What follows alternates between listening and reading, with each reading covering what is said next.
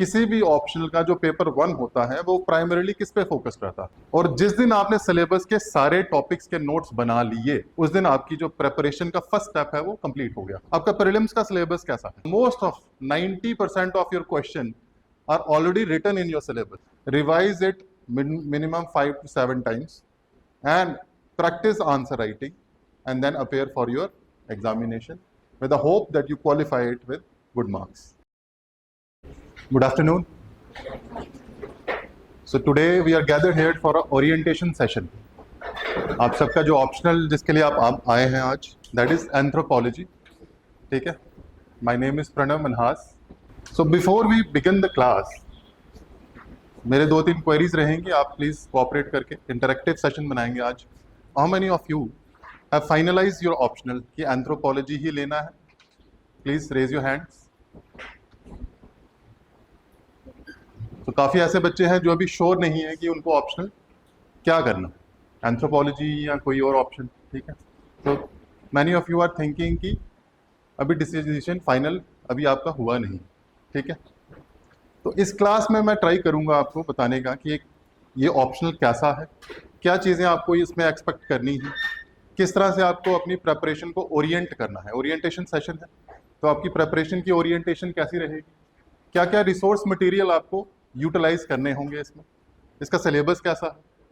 ठीक है, क्या इसके प्लस हैं और क्या इस ऑप्शनल के माइनसेस हैं, वो आपको पता होना चाहिए।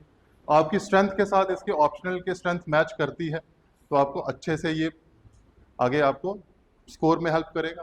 कुछ चीज़ों में आपको प्रॉब्लम आ सकती है, अगर आप उन प्रॉब्लम्स के साथ आपको पता है कि मैं अपने इन चीज़ों को ओवरकम कर सकता हूं, तो ये ऑप्शनल फिर भी आपको वैल्यूबल लगेगा। ठीक है, तो लेट अस बिगिन।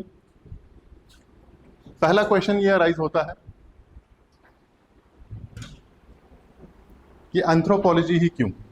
ठीक है, कुछ लोगों ने अपना डिसीजन बना लिया है, जिन्होंने नहीं बनाया है, ठीक है, उनके लिए there are some points that they have to keep in mind. ठीक है, सबसे बड़ा रीजन क्या है एंथ्रोपोलॉजी के ऑप्शनल को लेने का, क्या लगता है आपको? जिन्होंने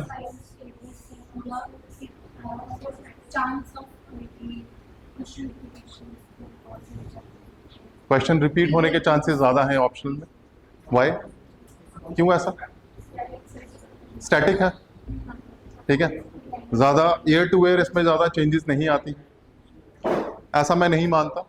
मुझे लगता है कि अपना जो प्रेपरेशन है आपको उसको रेलेवेंट रखना चाहिए, करंट अफेयर को हमेशा नज़र में रखते हुए उसकी एग्जाम्पल्स में आपको ऐड करना है। इवन दो ये syllabus is static but your preparation doesn't have to be static. ठीक है, make it more dynamic so that you score more marks. अगर आप 270 280 टारगेट कर रहे हैं तो instead of that target 300 plus. ठीक है, because each and every marks in your exam will count at the end. आपने बड़ी बारी सुना होगा 1 नंबर से रह गए, 5 नंबर से रह गए। ठीक है, तो ये रहने वाला काम नहीं है। You should target that you are in merit and in the top 10, top 20, top 30 positions. ठीक है, तो टारगेट जो है हमेशा ऊंचा रखना चाहिए। ठीक है, चलिए स्टार्ट करते हैं। सबसे पहली बात, सबसे पहला पॉइंट जो इसका जो सिलेबस है, how many of you have seen the syllabus of anthropology? Honest answer करिए, किस किसने देखा है? आप सबने देखा? A good average. I will recommend all the other people जो आज क्लास में बैठे हैं, go back home, download the syllabus. मैं अभी क्लास में भी बताऊंगा, थोड़ा ओवरव्यू दूंगा, but the first thing you have to do before you start preparation of anything, सिर्फ एंथ्रो की बात नहीं कर रहा, योर जनरल स्टडीज ऑल्सो, किसी भी चीज की प्रेपरेशन के पहले आपको ये पता होना चाहिए कि आपने तैयार क्या करना है और क्या तैयार करना है। उसके लिए आपको गाइडलाइन कहाँ से मिलेगी? तो सिलेबस। ठीक है, तो सिलेबस के बिना कोई भी क्लास, कोई भी नोट्स, कोई भी प्रेपरेशन नहीं की जा सकती। तो this is your first guidance कि इसका सिलेबस डाउनलोड करिए। और इसके सिलेबस में एक चीज आपको देखने को ये मिलेगी, it's a very elaborate syllabus. यहाँ पे भी मैंने लिखा है इलेबोरेट सिलेबस। ठीक है, 7-8 पेजेस का ही सिलेबस है। आपको पढ़ने में लगेगा कि कितना ज्यादा टॉपिक्स इसमें आ रहे हैं। ठीक है, इट्स अ ह्यूज सिलेबस। ठीक है, it will take you at least a day to read the syllabus completely. तो आपकी प्रेपरेशन में कैसे हेल्प होगा फिर? ये एडवांटेज है या डिसएडवांटेज बड़ा सिलेबस होना? I think it is one of the biggest advantage of anthropology कि इसका सिलेबस बड़ा है और उसमें दे have covered almost all the topics जो आपको तैयार करने हैं वो सिलेबस में दे रखे हैं। तो आपकी प्रेपरेशन में आपको क्या करना है? You have to start from first topic and start preparing your notes from the day one. पहले दिन से ही आप अपने नोट्स बना सकते हैं, एक एक टॉपिक उठाते जाइए, ठीक है, और स्टार्ट प्रिपेयरिंग। रेफर करेंगे जो सोर्सेज, क्लास के जो मटेरियल होंगे उसको यूज़ करेंगे, ऑनलाइन रिसोर्सेज को यूज़ करेंगे, ठीक है। और जिस दिन आपने सिलेबस के सारे टॉपिक्स के नोट्स बना लिए उस दिन आपकी जो प्रेपरेशन का फर्स्ट स्टेप है वो कंप्लीट हो गया, that you have prepared a one single source for your revision. समझ आ रही? और रिवीजन के लिए जो आपने एक सोर्स बनाया है, फिर कॉन्टिन्यूसली आपकी रेस्ट ऑफ द प्रिपरेशन में आपको उसी को रिवाइज करते रहना है, उसी में थोड़ी थोड़ी चेंजेस लेके आनी है, करंट अफेयर को थोड़ा ऐड करना है, ठीक है। और मल्टीपल रिवीजन होंगी आपके खुद के बनाए हुए नोट से, तो your preparation will go on track smoothly, आपको आंसर राइटिंग में इशू नहीं आएगा, ठीक है। तो इलेबोरेट सिलेबस होने का फायदा है, ठीक है। मैं आपको एक एग्जांपल से समझाता हूँ। आपका प्रीलिम्स का सिलेबस कैसा है देखा किसी ने? Hardly they have written a single, 2-3 लाइनों में they have covered the syllabus. क्या लिखा है उसमें? हिस्ट्री का सिलेबस बताता हूँ, you have to cover Indian history. Geography की बात करें तो you have covered physical geography, Indian geography, 2 word use किए। अब इन 2 वर्ड के अंदर दुनिया की ज्योग्राफी की हर एक थ्योरम, हर एक बुक आ सकती है। तो जब आप तैयारी करने जाओगे तो आपको ये क्वेश्चन आएगा कि मैं तैयार क्या क्या करूं, क्या लिमिटेशन है मेरी, शुड आई रीड एवरीथिंग? तो प्रीलिम्स में most of the problem that comes in our preparation is that the syllabus is endless, everything under the sun उसका पोटेंशियल है कि वो एग्जाम में आ सकता है, बिकॉज सिलेबस बड़ा ही कॉन्साइज है, बड़ा छोटा है। ज्योग्राफी पढ़नी है आपको, अगर मैं ये बोल दूं आपको ज्योग्राफी पढ़नी है तो क्या पढ़ोगे? ज्योग्राफी में सब कुछ पढ़ना पड़ेगा। लेकिन अगर मैं आपको स्पेसिफाई करता जाऊं कि ज्योग्राफी पढ़नी है लेकिन आपको, या हिस्ट्री पढ़नी है लेकिन आपको मॉडर्न हिस्ट्री पढ़नी है, 1857 ऑनवर्ड्स पढ़नी है, तो अब आपको पता है कि history, Indian history, modern history, 1857 के बाद वाली हिस्ट्री, तो स्पेसिफाई मैं करता जाऊंगा तो आपकी प्रेपरेशन ईजियर होती जाएगी। तो जो एंथ्रोपोलॉजी का सिलेबस है, that is its biggest advantage, it has covered all the topics और most of 90% of your question are already written in your syllabus. क्या क्वेश्चन आएगा वो आपको पता है, सिलेबस में लिख रखा है, वही टॉपिक है, वही टॉपिक को अलग अलग एंगल से, अलग अलग पर्सपेक्टिव से वो पूछेंगे। लेकिन सिलेबस के बाहर से कोई क्वेश्चन आने के चांसेस बड़े रेयर होते हैं एंथ्रोपोलॉजी में, and that is the reason why anthropology holds an advantage over other options, ठीक है। तो ये पॉइंट समझ आया? The syllabus is well defined, comprehensive. Second point बड़ा ही इंपॉर्टेंट पॉइंट है। जब भी आप अपना ऑप्शनल डिसाइड करते हैं, सबसे पहले आप ये देखते हैं कि मैंने अभी तक लाइफ में क्या किया है, आपका बैकग्राउंड क्या है, ह्यूमैनिटीज के हो, इंजीनियरिंग के हो, ठीक है, लॉ के हो, कॉमर्स के हो, तो बैकग्राउंड से बड़े सारे ऑप्शनल आपके पहले ही डिसाइड हो जाते हैं। जैसे कोई कॉमर्स बैकग्राउंड का है तो इकोनॉमी की तरफ रहता है उनका रुझान, ठीक है। कोई मेडिकल साइंसेस के बैकग्राउंड से है तो जूलॉजी, ठीक है, फिजिक्स के कुछ ऑप्शनल है, मैथमेटिक्स है। लेकिन एंथ्रो को किस ब्रैकेट में डालेंगे? Anthro is all rounder. People from any background, from diverse backgrounds, can relate to some portion of anthropology. For example, इसमें बायोलॉजी का पोर्शन है, तो मेडिकल साइंसेज वाले जो स्टूडेंट्स हैं, they can relate to that part, significant part है वो, evolution का पार्ट है, जेनेटिक्स का पार्ट है, राइट। फिर इसमें सोशियोलॉजी के बड़ा वाइड एक मटीरियल आता है, बड़ा syllabus, 40-50% of it is sociology related. तो ह्यूमैनिटीज़ के जो स्टूडेंट्स हैं उनको बड़ा इजी लगता है वो पोर्शन, ठीक है। तो इसी तरह से डाइवर्स बैकग्राउंड के लोगों का कुछ ना कुछ इंटरेस्ट इसमें बन जाता है। तो इसलिए आपका बैकग्राउंड जो भी है एंथ्रोपोलॉजी में आपको कहीं ना कहीं वो इंटरेस्ट आएगा, ठीक है। तो साइंटिफिक भी है और ह्यूमैनिटीज़ रिलेटेड भी है, ठीक है। थर्ड पॉइंट, ठीक है, थर्ड पॉइंट क्या है? अब इतनी डाइवर्स बैकग्राउंड से वो आ रहा है, आपने कभी कभी सुना होगा कि ये वाला जो ऑप्शनल है, this is not that scoring, ये वाला ऑप्शनल जो है दैट इज गुड स्कोरिंग। जैसे physics and mathematics, if your answers are right, examiner कहाँ कट करेगा आपके आंसर को, ठीक है? तो chances of scoring high in physics and mathematics, science related optional is very high. Humanities में ये आता है कि आपको एवरेज मार्क्स मिलते हैं, ठीक है, because most of it is opinion based. तो आपका ओपिनियन मे बी एग्जामिनर से या जो आपका इवेल्युएशन कर रहा है उससे ना मैच करे, मे बी उसकी एक्सपेक्टेशन कुछ और, ठीक है, because there is no right answer in humanities, ठीक है। बट ह्यूमैनिटीज क्यों लेते हैं वैसे? बिकॉज ह्यूमैनिटीज में there are no right answers but there are also no wrong answers. आपका ओपिनियन हो सकता है, तो उसमें 0 मार्क्स आना भी मुश्किल है, लेकिन एक्सेप्शनल मार्क्स आना भी मुश्किल है। अगर फिजिक्स का और मैथमेटिक्स का या तो आपको आएगा या आपको नहीं आएगा, तो 0 भी आ सकता है। तो प्रेपरेशन जो है साइंस की थोड़ी डिफिकल्ट होती है, टेक्निकल होती है। एंथ्रोपोलॉजी जो है इन दोनों को क्या करता है? कंबाइन करता है।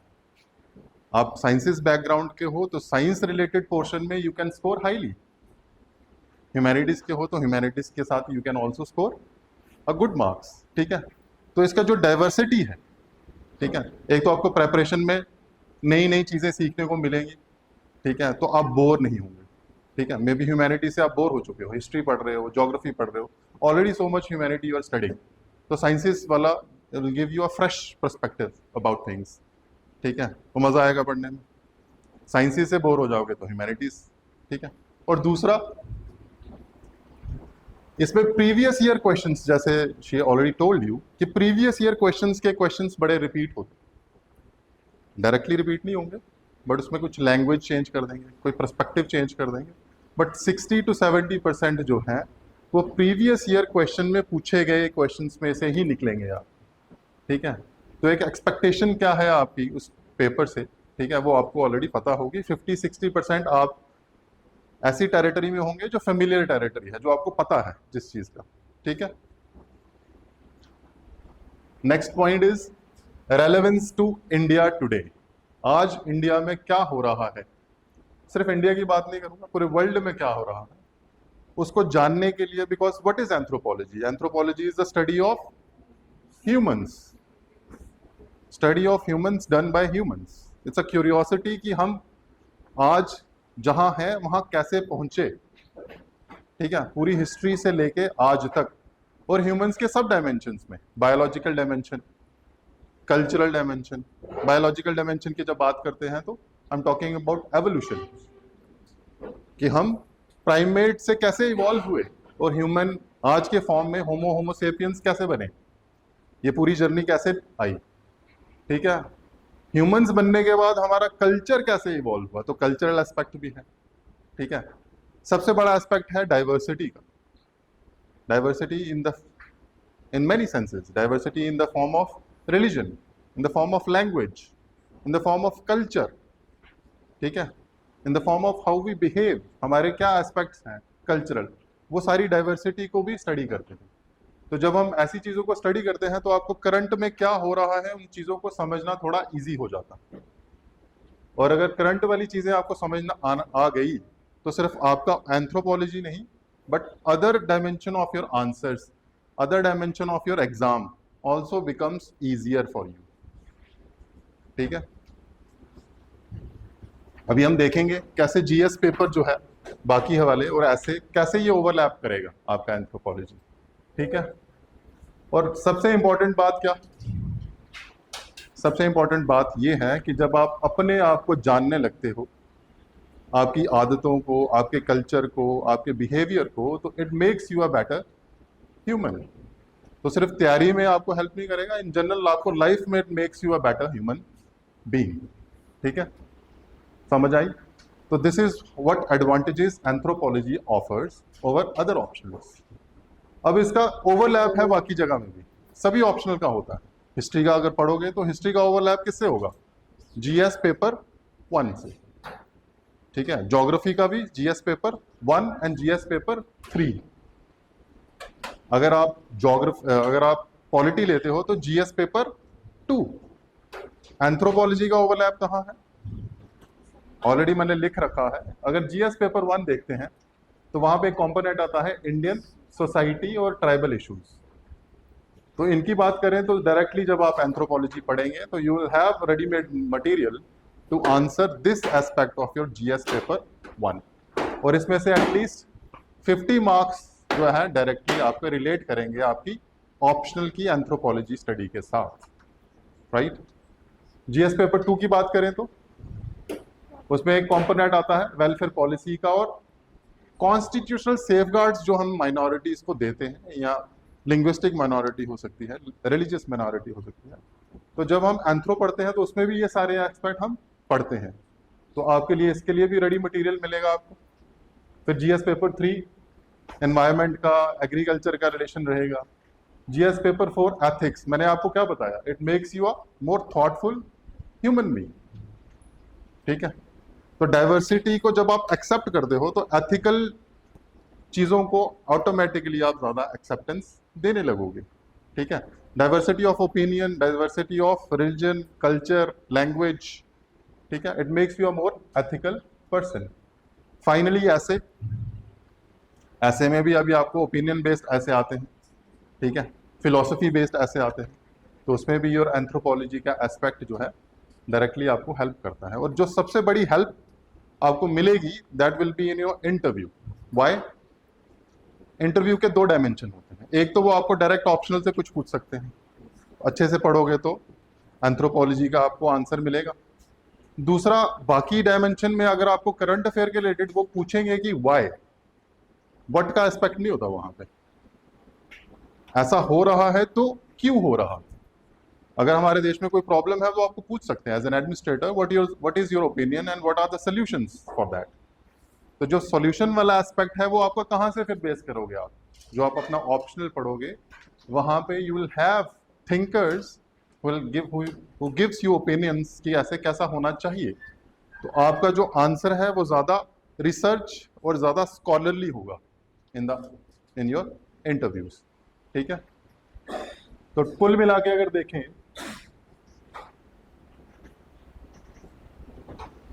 तो this is your exam. Optional is only related to your mains examination, ठीक है। क्या वेटेज है आप मैक्सिमम लोगों को पता ही होगा। फर्स्ट आपका होता है ऐसे, फिर उसके बाद आपके 4 जीएस के एग्जाम होते हैं, जीएस 1, 2, 3, 4, फिर ऑप्शनल के 2, and all of these exams are 250 marks each.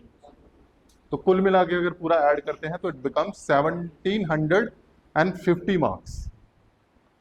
उसमें से डायरेक्टली ऑप्शनल कितना है 500, 2 पेपर होंगे, 500 मार्क्स डायरेक्टली आपके कहां से आ रहे हैं, and that is around 28% weightage for your final score. लेकिन अभी हमने देखा कि बाकी सब्जेक्ट्स को भी कहीं ना कहीं ओवरलैप कर रहा था, तो अगर उसको भी जोड़ दिया जाए तो अराउंड 800 मार्क्स डायरेक्टली और indirectly are affected by your preparation of your optional, ठीक है। तो almost reaching to 50% impact of anthropology on your final score, ठीक है। तो it's not just an optional but आपकी बाकी प्रिपरेशन में भी ओवरऑल आपके मार्क्स में ये हेल्प करेगा, ठीक है। थोड़ा सा ट्रेंड देख लेते हैं एंथ्रोपोलॉजी ऑप्शनल का क्या रहा है अभी तक। जेकेपीएससी डायरेक्टली अपने ट्रेंड्स शेयर नहीं करते, तो यूपीएससी का देख लेते हैं। तो यूपीएससी में अप्रॉक्सीमेटली 9% का एवरेज रहता है क्वालिफिकेशन का, कितने लोग अटेम्प्ट कर रहे थे एंथ्रोपोलॉजी मेंस और कितने लोग क्वालिफाई किए। तो रेशो क्या है, अराउंड 10%। 100 में से 10 लोग क्वालिफाई कर लेते हैं जिन्होंने एंथ्रोपोलॉजी ऑप्शनल रखा है। अब सिर्फ इस फिगर को देख के आपको ज्यादा आइडिया नहीं लगेगा, बाकी से कंपेयर करोगे तो फिर आपको आइडिया लगेगा कि एंथ्रोपोलॉजी कहाँ स्टैंड करता है as compare to other option. History is around 7 to 8%, geography is around 6 to 7%। तो anthropology is among one of the leading optionals जहाँ पे जो कन्वर्जन है मेंस से क्वालिफिकेशन की वो 10% के अराउंड रहती है, ठीक है। It's a good conversion, not the highest conversion. Highest conversion रहती है अमंग दोस ऑप्शनल जो कम लोग लेते हैं, जैसे कि स्पेसिफिक फिजिक्स या मैथमेटिक्स के बैकग्राउंड के लोग, ठीक है, स्पेशलाइज्ड कोर्सेज जो होते हैं, ठीक है। बट कितने लोग एग्जाम दे रहे हैं उनकी रेशो भी ओवरऑल कम है उसमें, ठीक है। तो जो कॉमन ऑप्शनल है जो ज्यादा लोग लेते हैं उसमें anthropology is among one of the best conversion of your selection, ठीक है। यूपीएससी की बात है, लेकिन अगर जेकेएस की बात करें तो ये कन्वर्जन बड़ी ज़्यादा, सक्सेस रेट बड़ा ज़्यादा है, क्योंकि ओवरऑल जो लोग अटेम्प्ट करते हैं एंथ्रोपोलॉजी उनका भी स्केल ज़्यादा, ठीक है। It is one of the most popular optional in our state, ठीक है। चलिए थोड़ा सिलेबस को देख लेते हैं, ज़्यादा डिटेल में नहीं देखेंगे, इट्स जस्ट एन ओवरव्यू कि आप क्या एक्सपेक्ट कर सकते हैं इसके प्रेपरेशन के दौरान।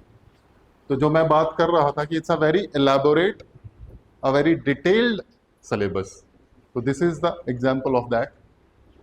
सो this is syllabus for paper 1, ठीक है। और ये सारा पेपर 1 चल रहा है आपको, और चलता रहेगा नेक्स्ट स्लाइड में भी टिल हियर, ठीक है। तो बड़ा कॉम्प्रिहेंसिवली दिया है उन्होंने सिलेबस, ठीक है। तो पेपर 1 जो है किसी भी ऑप्शनल का देखें, सिर्फ एंथ्रोपोलॉजी की बात नहीं करूंगा, किसी भी ऑप्शनल का जो पेपर 1 होता है वो प्राइमरीली किस पे फोकस रहता है, बताइए? थ्योरी के ऊपर, जो उसकी बेसिक कोर थ्योरी है, मेन जो उसके थिंकर्स हैं, जो उसके ब्रॉडर कॉन्सेप्ट्स हैं, उसके ऊपर फोकस करते हैं। अप्लाइड पार्ट उसमें कम होता है, कॉन्सेप्ट पार्ट उसमें ज़्यादा। तो एंथ्रोपोलॉजी में भी ऐसा ही, कॉन्सेप्चुअल नॉलेज जिसमें थिंकर्स होंगे, बेसिक कॉन्सेप्ट्स होंगे, जनरल आइडियाज होंगे, not specific to only India but overall. तो इसमें जो थिंकर्स आप पढ़ेंगे वो मोस्टली होंगे आपके फॉरेन थिंकर्स, ठीक है। समझ आ रही है? इंडियन कॉन्टेक्स्ट जो आएगा वो आएगा आपका पेपर 2 के अंदर। अब पेपर 1 में एंथ्रोपोलॉजी को ब्रॉडली अगर डिवाइड करें तो 4 ग्रुप्स में डिवाइड कर सकते हैं। पहला है आपका biological anthropology, biological anthropology. Biological anthropology को फिजिकल एंथ्रोपोलॉजी बोलते हैं। तो एज द नेम सजेस्ट, इसमें किस चीज के बारे में फोकस करेंगे हम? Biological aspects of humans. उसमें एवोल्यूशन आएगा, उसमें जेनेटिक्स आएगी, ठीक है। तो बायोलॉजी के रिलेटेड जो जो भी चीजें आती हैं वो सारी आएंगी बायोलॉजिकल एंथ्रोपोलॉजी, ठीक है। ये देखिए 1.3 में आपको डिवाइड करके दे रहा है पहले ही। This talks about main branches of anthropology: social anthropology, biological anthropology, archaeological anthropology and linguistic anthropology, ठीक है। तो बायोलॉजिकल एंथ्रोपोलॉजी की जब बात की तो मैंने आपको बताया जेनेटिक्स, एवोल्यूशन, ठीक है, आपके डिजीजेस, जेनेटिक डिसऑर्डर्स, ये सारी चीजें पढ़ेंगे हम। सोशियो कल्चरल एंथ्रोपोलॉजी में क्या पढ़ेंगे? सोशियोलॉजी के रिलेटेड, मैरिज, फैमिली, किनशिप, ठीक है, रिलीजन, सोसाइटी, पॉलिटी, ठीक है, डिवीजन कैसे होती है सोसाइटी के अंदर, ठीक है। समझ आई? तो कल्चरल एस्पेक्ट्स ऑफ ह्यूमंस जो हैं वो फॉल करते हैं आपके सोशियो कल्चरल एंथ्रोपोलॉजी में। Third is archaeological anthropology. What is archaeological anthropology? Archaeology किससे डील करता है? फॉसिल्स के साथ। तो स्टडीज ऑफ फॉसिल्स, फॉसिल को स्टडी करके क्या करते हैं? Why do we study fossils?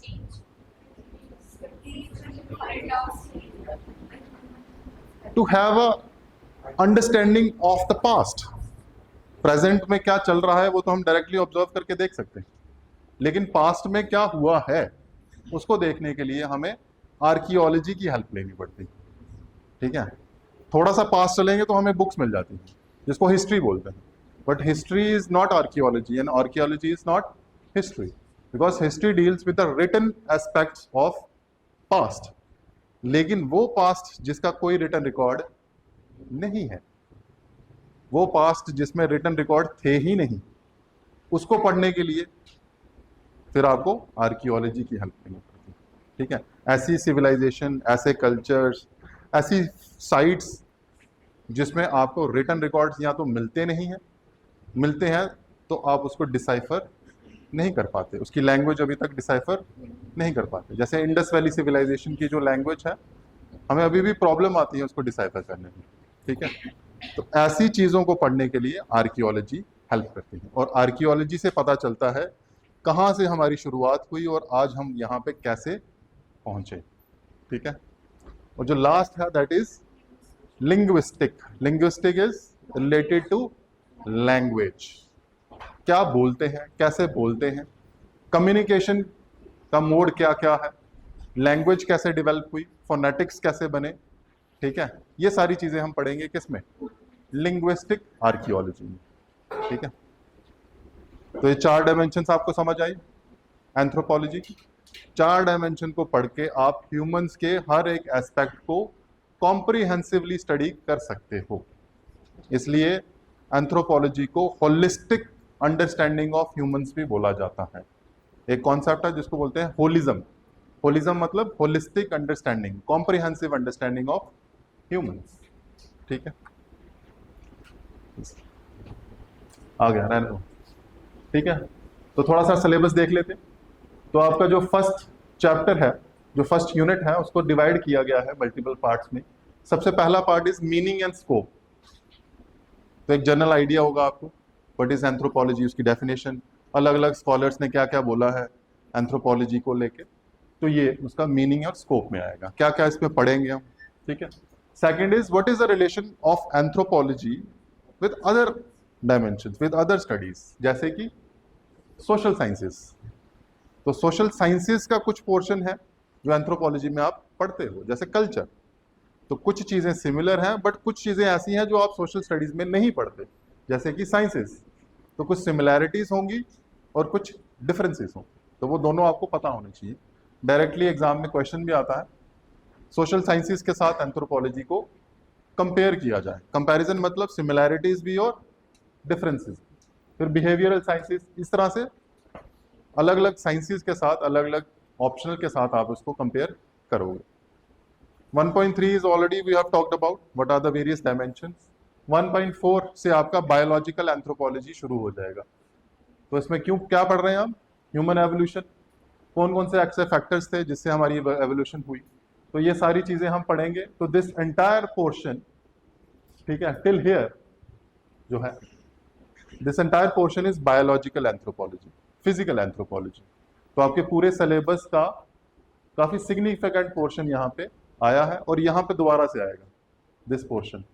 इसमें ह्यूमन जेनेटिक्स है, तो around 50% of your first paper is physical और बायोलॉजिकल एंथ्रोपोलॉजी। यहाँ पे ये किस तरह का सिलेबस है, this talks about family, this talks about society, kinship, economic organization. This is your socio cultural anthropology. ठीक है, तो this is the entire paper 1। Paper 2 की बात करें तो पेपर 2 में क्या आएगा, जो पेपर 1 में आपने पढ़े होंगे बेसिक कॉन्सेप्ट्स, फाइनली उसकी application in the real world, real world में स्पेसिफिकली इन इंडियन कॉन्टेक्स्ट। ठीक है, तो इंडियन देखिए, हाँ, इसमें वर्ड यूज होंगे Indian, evolution of Indian culture and civilization. तो कल्चर आप ऑलरेडी पढ़ रखे होंगे, यहाँ पे उसका क्या पढ़ोगे, इंडियन एस्पेक्ट। फिर यहाँ पे ethno archaeology in India, again application of the concept of paper 1 in Indian context. ठीक है, caste system in India, emergence and growth of develop. तो ये सारे जितने भी चीजें हैं that is specifically dealing with Indian society. ठीक है, इसमें एक डायमेंशन और बड़ी इंपॉर्टेंट है जो पेपर 2 में आपको अलग से पढ़नी है, दैट इज ट्राइबल सोसाइटीज। ठीक है, तो ट्राइबल की जो स्टडी है वो 50% ऑफ योर सिलेबस, पेपर 2 का 50% of syllabus is tribal related. यहाँ पे आ गया tribal situation in India, problems of tribal communities, 5. That means the first question of every part 1 and part 2 is compulsory. Open choice नहीं है, 8 में से सिर्फ 5 नहीं करने, 2 क्वेश्चन फिक्स हैं जो आपको करने ही करने हैं. That is question number 1 and question number 5. बाकी जो 3 बच गए उसमें आपको ऑप्शन है कि आप कहीं से भी कोई भी क्वेश्चन कर सकते हैं. समझ आया? ठीक है. तो this is a sample of UPSC. ठीक है. तो ये आपका सेक्शन 1. तो ये वाला जो फर्स्ट क्वेश्चन है, this is a mandatory question, यहां पे लिखा भी. ठीक है. This question number 1, question number 5 are compulsory, you have to do it. तो इस तरह का रहेगा आपका. ठीक है. अब मार्किंग देख लेते हैं. क्वेश्चन नंबर 1 में 5 क्वेश्चन पूछ रहे हैं 10 मार्क का, और जो 10 मार्कर है वो कितने पेजेस में करना होता है वो आपको फिक्स होता है. ठीक है. ब्लैंक शीट्स देखेंगे अभी, हम आपको सैंपल दिखाऊंगा. अच्छा, 10 मार्कर, तो एक क्वेश्चन के लिए 2 शीट्स, फ्रंट एंड बैक सिर्फ. तो जैसे जैसे आपके 5 मार्क्स ऐड होते जाएंगे, एक एक शीट ऐड होती जाएगी. तो एक शीट के लिए 5 नंबर आप डिवाइड करके रखें दिमाग में कि अगर 5 नंबर के लिए एक शीट लग रही है तो 10 के लिए 2 लगेगी, 15 के लिए, और 20 का होगा तो सिंपल. ठीक है. तो this is an average that you also have to use in your GS paper also. एक पूरा पेज इज 5 मार्क. ठीक है. तो ये ठीक है.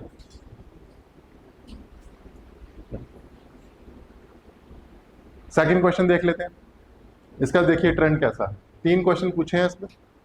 अगर आप ये चूज करते हैं कि मेरे को सेकंड क्वेश्चन भी करना है, तो इसमें आपको 3 क्वेश्चन है, एक 20 मार्क का है और 2 15-15 मार्क्स के. ठीक है. कई बार ट्रेंड ऐसा भी होता है कि 2 क्वेश्चन 20-20 मार्क्स के हैं और लास्ट वाला कितना है, 10 मार्क्स का. टोटल कुल मिला के एक क्वेश्चन में आपको 50 मार्क्स आते हैं. पहले में भी 50 मार्क्स थे, दूसरे में भी क्या है, 50 मार्क्स. अब उसकी जो डिवीजन है स्कोर की वो अलग हो सकती है. जरूरी नहीं है कि इसको इसी ट्रेंड से पूछना है. 20, 20 और 10 भी कर सकते हैं, बट मैक्सिमम जो है वो 20 होंगे और मिनिमम जो है वो 10 होंगे. इसके बियॉन्ड वो नहीं जाते. ठीक है. This is a trend that UPSC follows. समझ आ गया आपको? तो आपको पता है अब ये पहले क्वेश्चन करेंगे तो you have to use 4 sheets, second वाला करेंगे तो 3 शीट्स, अगर कोई 10 मार्कर होगा तो 2 शीट्स. ठीक है. तो this is what the exam looks like. अब the next question that comes कि सर पढ़ना क्या है, कहाँ से पढ़ना, क्या रिसोर्सेज को यूज करना, कौन कौन सी किताबें खरीदनी है. ठीक है. फाइनली अब जब आप मन बना लोगे कि this is the optional that I want to stick to, second question तो यही आएगा ना कि सर आप कहाँ से शुरुआत करें. आप में से किसी ने शुरुआत की है, अभी पढ़ना शुरू किया है किसी ने? क्या बुक यूज कर रहे हैं?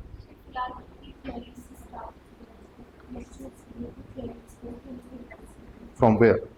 यूट्यूब से?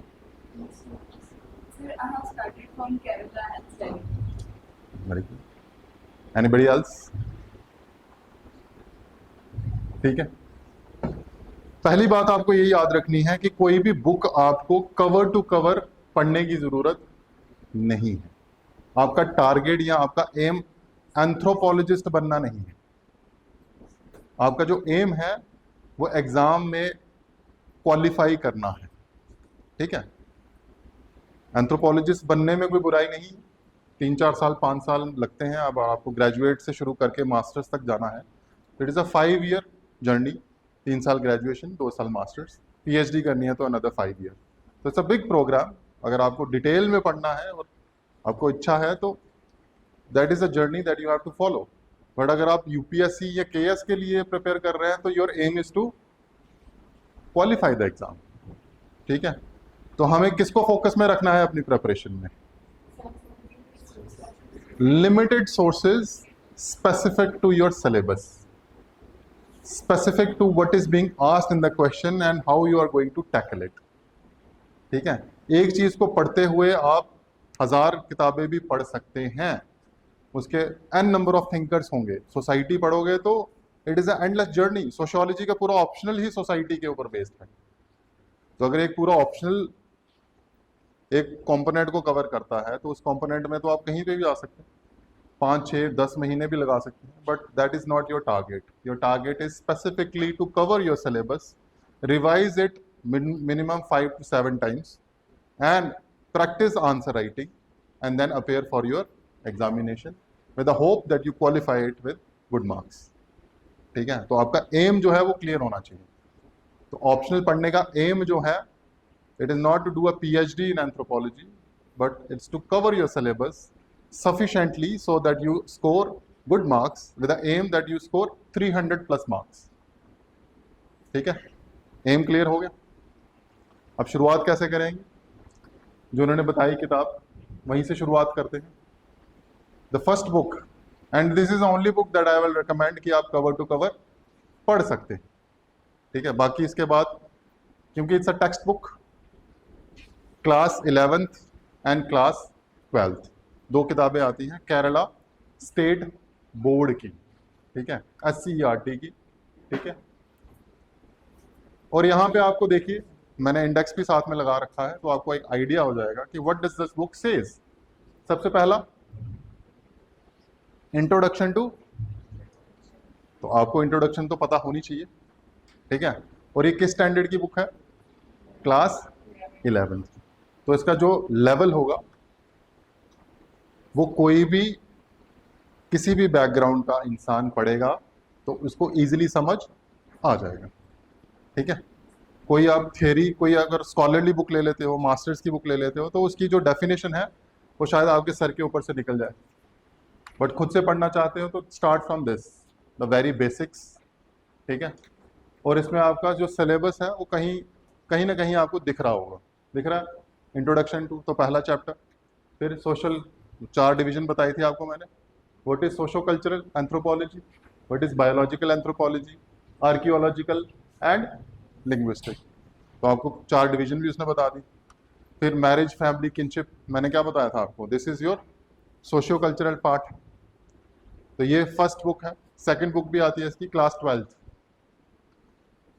And this is that, and this covers your medical anthropology और बायोलॉजिकल एंथ्रोपोलॉजी भी इसमें आ गई. ठीक है, तो it will give you a broader view of your optional. For example, अगर आप अभी भी इनडिसाइसिव हो और आप डिसाइड नहीं कर पा रहे कि क्या मुझे एंथ्रो ही फाइनल करना है, तो spend at least 3-4 days in books को रीड कर लो.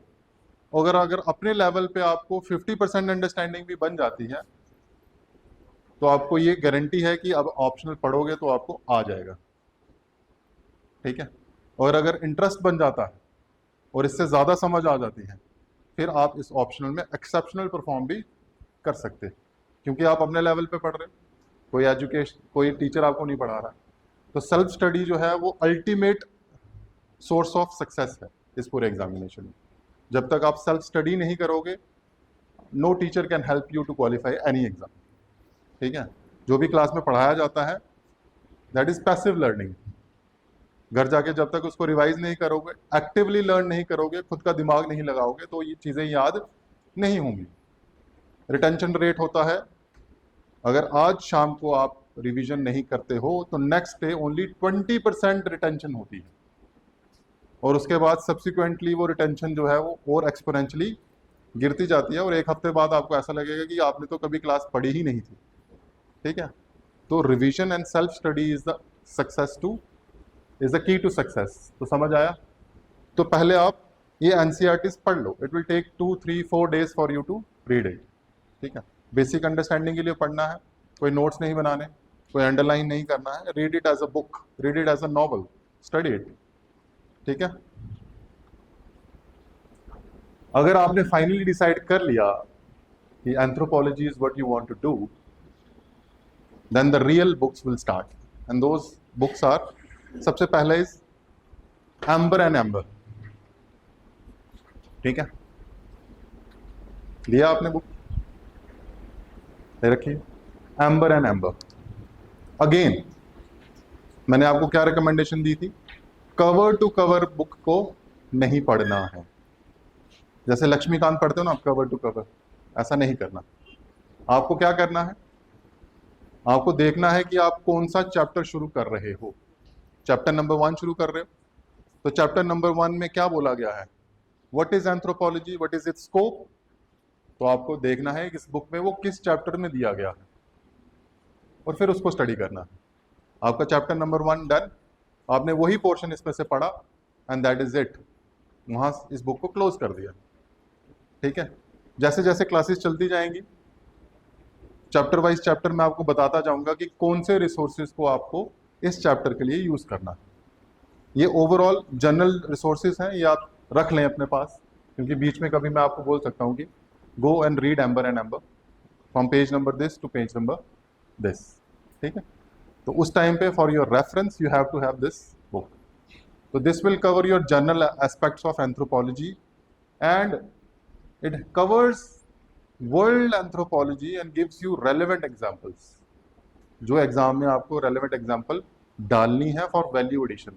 एक जनरल आंसर तो मैं भी कोई भी लिख सकता है। अ person who has never red anthropology, मैं उसको पूछूं व्हाट इज सोसाइटी, तो उसका आंसर तो वो एक लेमैन पर्सन भी कर सकता है। But what is the difference between an optional का aspirant and answer of a general layman, वो डिफरेंस कौन बनाएगा, वो आपका कंटेंट बनाएगा। कंटेंट में क्या थिंकर, क्या स्टडी आप यूज कर रहे हैं, उससे आपका डिफरेंशिएशन होगा।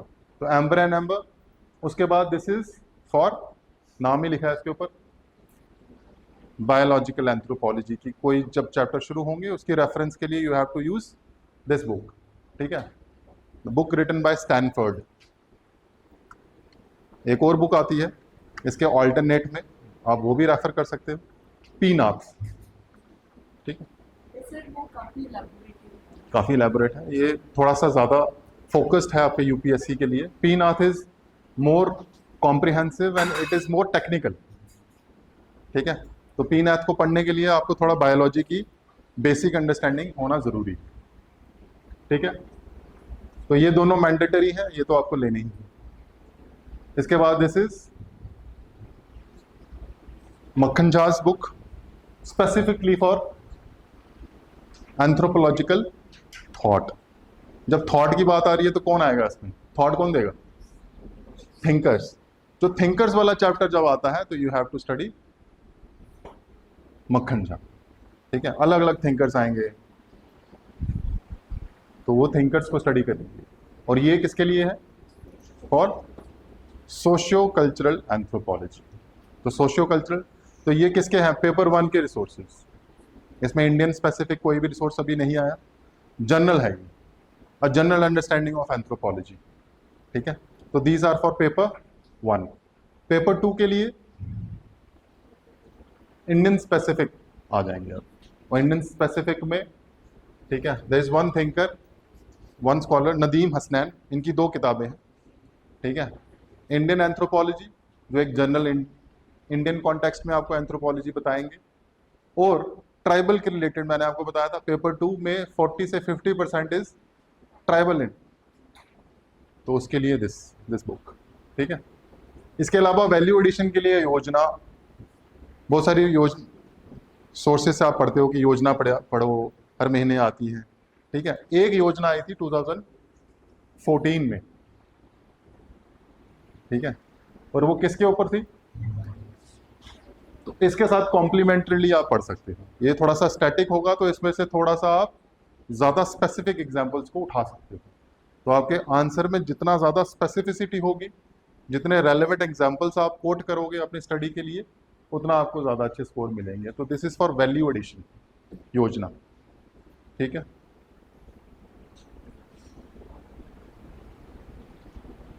ये 2 किताबें देखिए आपने, आप किसी ने बड़ी सारी रिकमेंडेशन आपको मिली होगी कि भासमे की किताब खरीदिए या अक्षत जैन की है, मार्केट में जाते हो तो यही दिखती है ज्यादा, एंथ्रोपोलॉजी करनी है तो। Why this,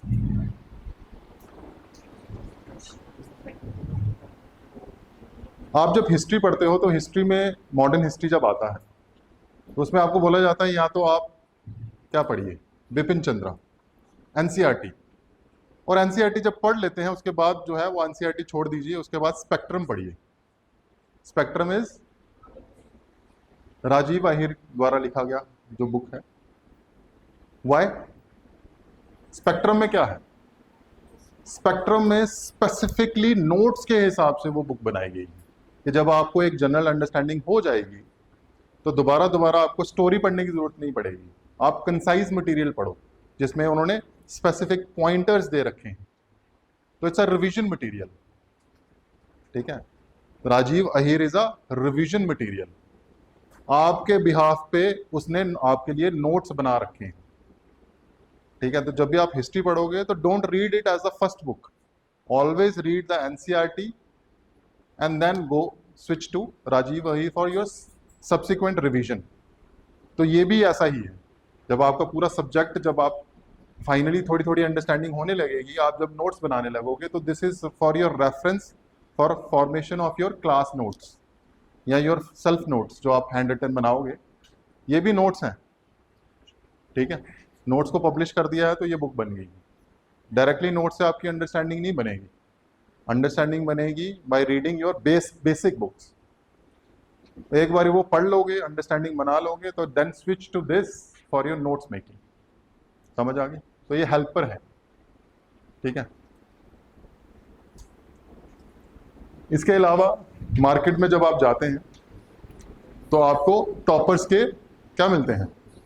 notes. देखे होंगे आप लोगों ने, ठीक है, टॉपर्स कॉपीज। उन्होंने जो अपनी तैयारी में नोट्स बनाए, ठीक है, उसी को फिर finally they have given back to the aspirants कि आप भी इससे तैयारी कर सकते हो, ठीक है। अगर आप इनकी हेल्प लोगे तो फाइनली जब आपके नोट्स बनेंगे, आप अगर क्वालिफाई करते हैं तो you will also try to give back to the community कि यहाँ से मुझे मटेरियल मिला था, I also share my material to the people who are going to study. नहीं नहीं नहीं, this is for your reference, ठीक है। कोई भी नोट जो है वो आपका सिंगल सोर्स नहीं हो सकता, ठीक है। कभी कोई टॉपिक कहीं से समझ नहीं आता तो मैं आपको क्लास में एक रेफरेंस दूंगा कि you can refer to that part of the notes. किसी किसी टॉपर का कुछ पोर्शन अच्छा है, किसी दूसरे टॉपर का कुछ पोर्शन अच्छा है, तो कौन सा वाला पोर्शन कहाँ से लेना है वो आपको क्लास में मैं गाइड कर दूंगा। गो होम, मैं उसका पीडीएफ भी शेयर कर दूंगा, refer to that PDF, only that specific portion and prepare your own notes. तो समझ आई? तो कोई भी सिंगल मटेरियल पे आप रिलाय नहीं कर सकते, ठीक है। इसके अलावा ये एक कमेटी है, इससे एक रिपोर्ट दी गई थी, खाका कमेटी बोलते हैं, खाका कमेटी, ठीक है। गवर्नमेंट द्वारा नियुक्त किया गया था एक panel to study the problems of tribals in India. इस कमेटी ने कॉम्प्रिहेंसिव स्टडी करके एक रिपोर्ट पब्लिश की जिसमें ट्राइबल्स के अलग अलग एस्पेक्ट्स को स्टडी किया गया, उनके एजुकेशन को, उनके हेल्थ केयर को, उनकी एम्प्लॉयमेंट को, ठीक है, उनकी डिस्प्लेसमेंट को, डेवलपमेंटल रिलेटेड जो इश्यूज हैं उनको, फिर कॉन्स्टिट्यूशनल इश्यूज को पढ़ा गया कि उनके कॉन्स्टिट्यूशनल सेफगार्ड्स हैं, उनकी इवैल्यूएशन की जाए। रिजर्वेशन है तो उसकी क्या बेनिफिट्स मिल रहे हैं, क्या नुकसान है, ठीक है। शेड्यूल 5, शेड्यूल 6 कैसा काम कर रहा है, उसमें कई इंप्रूवमेंट की ज़रूरत है, कोई चेंज की ज़रूरत है। तो वो सारी कॉम्प्रिहेंसिव स्टडी किसने की? इस कमेटी ने, हेडेड बाय वर्गीस खाका। फिर उन्होंने अपनी रिकमेंडेशंस दी गवर्नमेंट को, हर एक एस्पेक्ट्स पे they have given what are the problems and what are the recommendations. तो आपका जो क्वेश्चन आता है यूपीएससी में, उसमें क्या पूछा जाता है? अगर ट्राइबल के रिलेटेड क्वेश्चन आएगा तो क्या पूछेंगे? वो क्या इश्यूज हैं, और पूछेंगे कि बताइए क्या, कैसे उसको इम्प्रूव करेंगे आप, वे फॉरवर्ड बताएंगे ना आप अपने आंसर में। तो आपकी प्रॉब्लम्स भी कौन आइडेंटिफाई करके दे रहा है? ये कमेटी, और सॉल्यूशंस भी ये बना के दे रहा है। तो रेडीमेड मटेरियल आपको कहाँ से मिल रहा है? इसी कमेटी की फाइंडिंग से और रिकमेंडेशन से। तो सिर्फ दो चीजें पढ़नी है आपको, फाइंडिंग्स क्या है, स्टेटस क्या है, और क्या रिकमेंडेशन है, कैसे वो इम्प्रूव किया जा सकता है, ठीक है। तो it is a very good value addition for your answer. तो this is a mandatory resource that you have to use. समझ? करंट के relate for making your answer more comprehensive. अगर आप सोल्यूशन बता रहे हो तो who are you to give a solution? क्या आप कोई स्कॉलर हो? क्या आपने कोई रिसर्च कर रखी है? Your answer has to have a backing of a scholar और a committee, to make it more weighty. ठीक है ना, आप अपने मन से तो आंसर नहीं दे सकते ना, आपको किसी ना किसी स्कॉलर को, किसी ना किसी रिपोर्ट को, किसी ना किसी स्टडी को कोट करना पड़ेगा। इफ यू आर रिकमेंडिंग कि डिस्प्लेसमेंट के ये इश्यूज हैं, तो आपने खुद से तो स्टडी नहीं किया होगा ना, आप खुद फील्ड में जाके रिसर्च तो नहीं कर रहे हो, तो कहीं ना कहीं से आपने पढ़ा है। उस कहाँ से पढ़ा है, उसकी क्या ऑथेंटिसिटी है, ठीक है, उसको कोट करना जरूरी है आपके आंसर में। तो जो कोट करोगे गवर्नमेंट की खुद की बनाई कमेटी को, तो उसका वेट ज्यादा है। ठीक है ना, इससे ज्यादा ऑथेंटिक क्या हो सकता है? खुद द्वारा, गवर्नमेंट द्वारा करवाई गई सर्वे और रिकमेंडेशंस को ही आप कोट कर रहे हो, तो that is the best source to give weight to your opinion. आपका ओपिनियन जो है वो आपका नहीं होता है, आपका ओपिनियन हमेशा कहीं ना कहीं किसी ना किसी स्टडीज के ऊपर बैक्ड होता है। तो समझ आई? लिख लो ये भी, खाका इज वेरी इंपॉर्टेंट। इसके अलावा अगर आपके पास टाइम है कि सर अब बोर हो गए हैं पढ़ के, कोई बुक एंटरटेनमेंट के लिए पढ़ना है, लेकिन ऐसी एंटरटेनमेंट जो कुछ वैल्यू कैरी करे। मैं अपनी एग्जांपल से आपको बताता हूं। In my life I started with a sociology optional. I have given 2 mains in UPSC with sociology, but I went to a trip with friends, तो कुछ रिकमेंडेशन थी, मैंने ये बुक मार्केट से खरीदी for entertainment, for leisure purpose. ठीक है, and on that trip I studied and read that book and I got so मतलब क्यूरियस टू नो कि इस बुक ने मेरे को इतना इंस्पायर किया कि that I switched my optional to anthropology. ठीक है, तो कभी कभी लेजर रीडिंग भी आपको ऐसी डायरेक्शन दे देती है जिससे आपकी पूरा डायरेक्शन जो है वो चेंज हो जाती है। तो this is a very entertaining, but at the same time it will give you so much value for your time. ठीक है, तो अगर आपको अभी भी कंफ्यूजन है ऑप्शनल के बारे में, तो you can also start from this book. ठीक है, युval Noah Harari is the scholar who has written it. He has written multiple books now. ये उनकी पहली बुक थी। This book is about from the beginning of time to present, humans का कैसे कैसे कब कब क्या क्या चेंजेस आई। एक इन्होंने बुक लिखी है अबाउट द फ्यूचर, आज के बाद, इन फ्यूचर में प्रेडिक्शन कि क्या होने वाला है। ठीक है, those both are very good books, highly recommended, you can read this.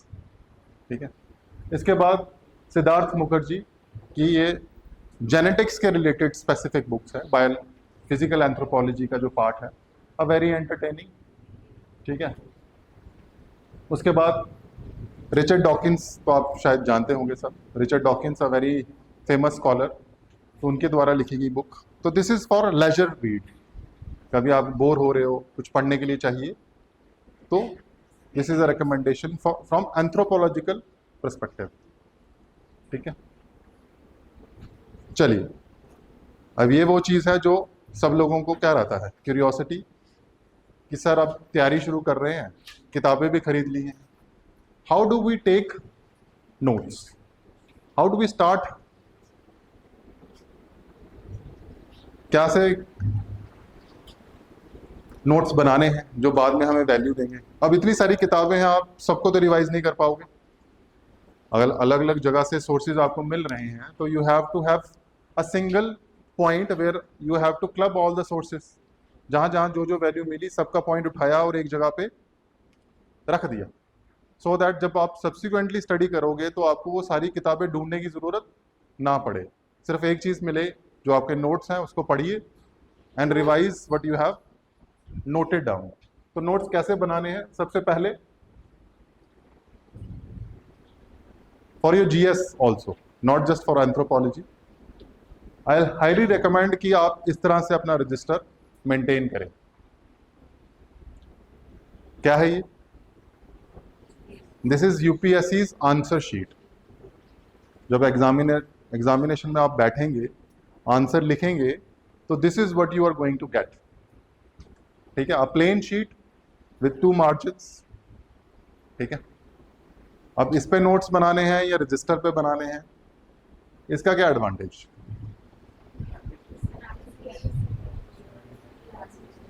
अगर आप इस पे नोट्स बनाएंगे फाइनल रफ नोट्स तो कहीं पे बना सकते हैं। फाइनल जब आप नोट्स बनाएंगे तो your mind will have a idea of a space that a answer sheet has. उस पर कितना कंटेंट आप लिख सकते हैं उसका आइडिया होता रहेगा। किस तरह से अरेंज करना है अपने आंसर को उसका आइडिया होता रहेगा। तो जब आप फाइनली एग्जामिनेशन में बैठेंगे तो you will have a familiarity with your answer sheet.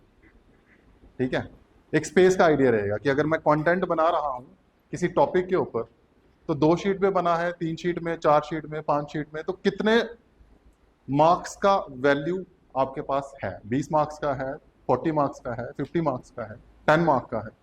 ठीक है, तो एक आइडिया आपको फेमिलियरिटी होगी विद योर आंसर शीट। और दूसरा, जब आप इस पर प्रैक्टिस करेंगे आपकी हैंड राइटिंग भी इंप्रूव होगी, क्योंकि यूजली काफी लोगों ने स्विच कर लिया होगा प्लेन शीट पे, लेकिन अभी भी लाइंड शीट्स पे लिखने की जो आदत है आप लोगों को, आपको वो छोड़ना पड़ेगा। लाइन शीट को छोड़ के you have to switch to plain sheets, क्योंकि यहाँ पे लाइन नहीं है ना। तो जब आप आंसर लिखोगे तो आपका आंसर इस तरह से, इस तरह से, ऐसे अलग अलग मार्जिन में नहीं जाना चाहिए, वो सीधी सीधी सिमेट्री में आना चाहिए। तो आपकी प्रैक्टिस अगर प्लेन शीट पे होगी तो इट विल बी ईजियर। ठीक है, तो क्या करना है, पहले रजिस्टर लेना है विद मार्जिन्स। मार्जिन्स क्यों, प्लेन भी तो ले सकते हैं।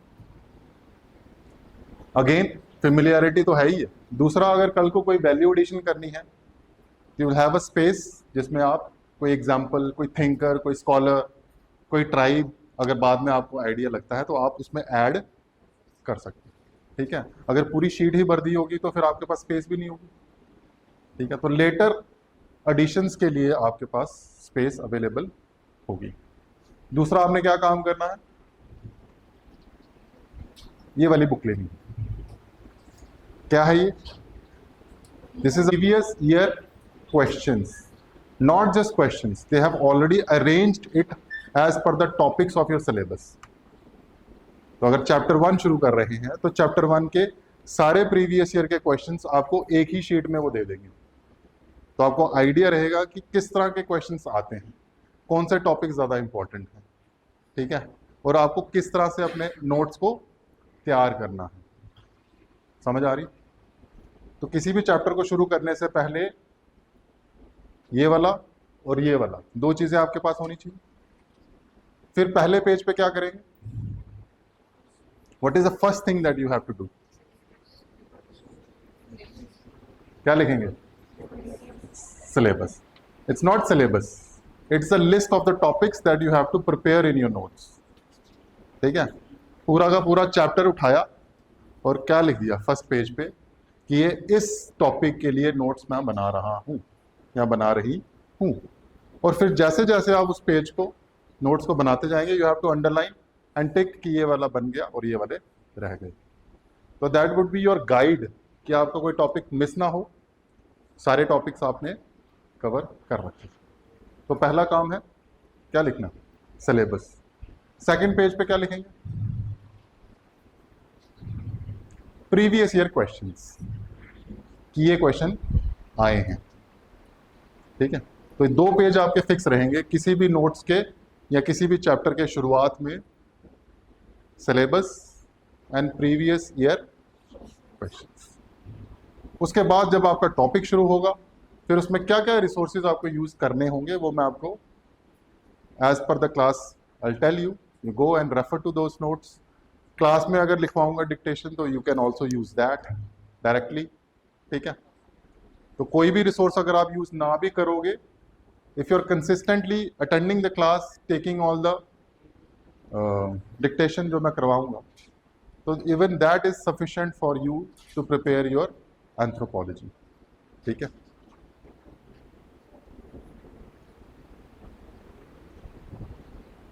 तो this is was the syllabus. अब फाइनल कंक्लूड करते हैं क्लास को।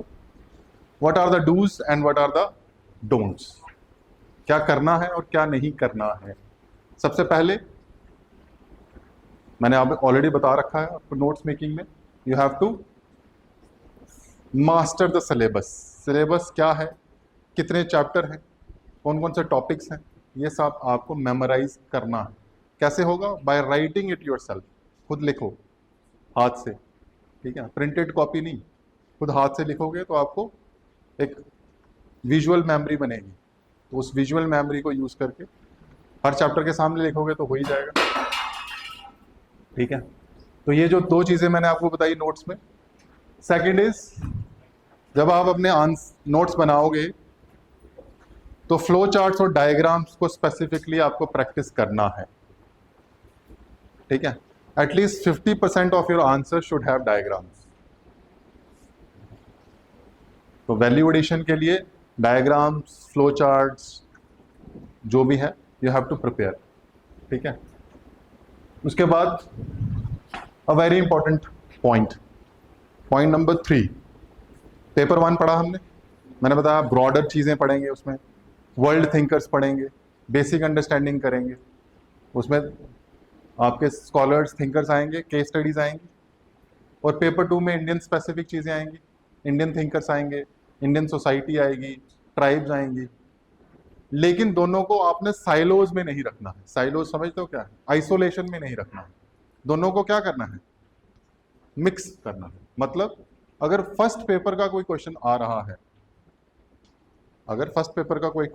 है, तो ट्राई करें कि सेकंड पेपर का कोई स्कॉलर जो उस पोर्शन के लिए रेलेवेंट हो। अगर वर्ल्ड के लिए सोसाइटी को पढ़ रहे हैं तो इंडियन सोसाइटी भी तो है उसमें, वर्ल्ड सोसाइटी में ही तो इंडियन सोसाइटी भी तो आती है, तो वर्ल्ड सोसाइटी में इंडियन सोसाइटी के एग्जाम्पल भी आप दे सकते हैं। और इंडियन कॉन्टेक्स्ट का क्वेश्चन होगा तो वर्ल्ड स्कॉलर को भी आप उसमें कोट कर सकते हैं, but it has to be relevant to what is being asked, ठीक है। तो दोनों को आइसोलेशन में नहीं रखना है, एक के थिंकर दूसरे में और दूसरे के थिंकर पहले में आपको यूज करने हैं। इसके बाद हर क्वेश्चन में आपको ट्राई करना है कि आप स्कॉलर्स जरूर ऐड करें, और उनके द्वारा कोई केस स्टडी या कोई बुक उन्होंने पब्लिश किया है उसको भी ऐड करें। यही आपकी वैल्यू एडिशन है, यही आपके आंसर को एक जनरल आंसर के से अलग करेंगे, ठीक है। A layman answer and a answer of a person who is preparing for UPSC has to look different. उसमें यही डिफरेंस है, स्कॉलर्स एंड केस स्टडीज। तो जब आप नोट्स बनाएंगे अपने, हर एक टॉपिक के लिए एटलीस्ट 4-5 स्कॉलर्स और उनके द्वारा दिया गया स्टडी या केस स्टडी या कहाँ उन्होंने अपनी की है वो आप ऐड करेंगे, ठीक है। इसके बाद आंसर राइटिंग प्रैक्टिस। अब आपको ये पता है कि 60 से 70% क्वेश्चंस जो है वो प्रीवियस ईयर से आते हैं, तो सबसे इजीली आपको प्रैक्टिस करना क्या है? Previous year questions. कोई भी टॉपिक खत्म कर लेते हैं तो go to the questions and try to answer previously asked question in UPSC, JKPSC या किसी भी पीएससी में जो आए हैं उनको आप प्रैक्टिस करिए। That will be the first answer writing practice for you. Test series भी होती है, बट टेस्ट सीरीज को कंप्लीट करने से पहले you have to complete this exercise of answering all previous year questions yourself.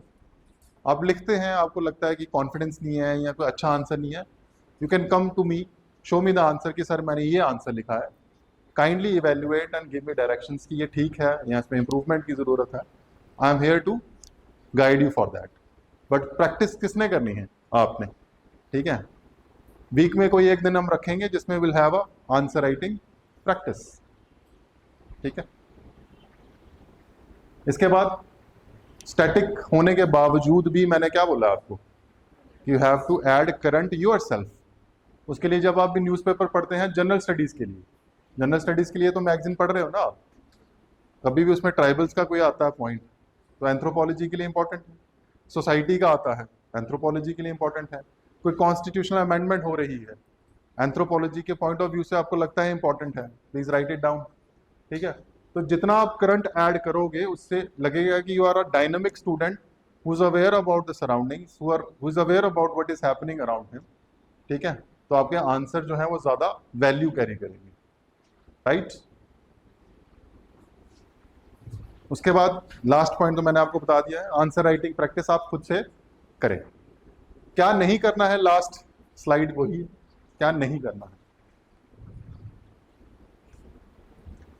Dynamic रखना है, उसको अप्लाइड करना है। थेरी पढ़ते रहेंगे तो थेरी का क्वेश्चन नहीं आता, क्वेश्चन जो भी आएगा that will be the application of the concept, तो make it more dynamic, link करो सोसाइटी से, करंट अफेयर से, करंट इश्यूज से। Second is biological anthropology skip करते हैं कई ह्यूमैनिटीज के स्टूडेंट, स्किप नहीं करेंगे तो इतना ज़्यादा फोकस नहीं करेंगे। क्यों? Because it's more technical. अगर उसमें जेनेटिक्स आती है, जेनेटिक डिजीजेज आते हैं, तो वो टेक्निकली आपको पता होना चाहिए ना, जेनेटिक जीन रिकॉम्बिनेशन क्या होती है, डीएनए क्या होता है। अगर आप साइंसेस के हो तो आपको शायद आइडिया होगा, अगर ह्यूमैनिटीज के हो तो आइडिया नहीं होगा। तो ये बेसिक अंडरस्टैंडिंग होगी तभी आपको बायोलॉजिकल एंथ्रोपोलॉजी समझ आएगी। ठीक है, तो I try in the class कि बड़े बेसिक से कॉन्सेप्ट से शुरू करें, so that everybody in the class is at the same page when I am studying the deeper concepts. ठीक है, उसके बाद जीएस स्टाइल के आंसर नहीं लिखने। ठीक है, आपके आंसर को क्या बनाना है, एंथ्रोपोलॉजिकल। उसके बाद ज्यादा ओवरलोड नहीं करना है कि सर ये भी बुक मैंने ले ली है, ये भी मेरे पास है, ये भी रिसोर्सेज हैं, सारे टॉपर्स के नोट्स भी ले लिए। पढ़ना तो आपको क्या है, आपके खुद के बनाए हुए नोट्स को। ठीक है, तो don't read and don't study every YouTube channel, every book available in the market. Pick your sources and then stick with them, कि सर ये मेरे सोर्सेज फाइनल हो गए और मैंने सिर्फ इन्हीं को स्टिक करके अपनी स्टडी को कंप्लीट करना। ठीक है, अपने आंसर्स को कि प्रेजेंटेशन भी उतनी ही इंपॉर्टेंट है जितना उसका कंटेंट इंपॉर्टेंट है। Presentation is half of your marks and content is half of your marks. अगर एक आंसर मैं लिखता हूं सेम कंटेंट में, एक ही पैराग्राफ में 2 पेज में लिख देता हूं, ठीक है, कोई स्ट्रक्चर नहीं बनाता, कोई इंट्रोडक्शन नहीं दिया, कोई कंक्लूजन नहीं दिया, बड़ा बोरिंग सा आंसर होगा वो। और पढ़ने के लिए एग्जामिनर को ज्यादा मोटिवेशन नहीं है, क्योंकि he has to evaluate many copies in a day.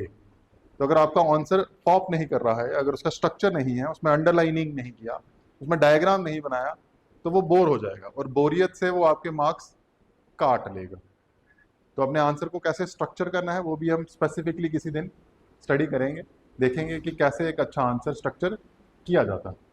ठीक है, और फाइनली आपने प्रीवियस ईयर क्वेश्चंस को स्किप नहीं करना है, 100% प्रैक्टिस करने हैं। ठीक है।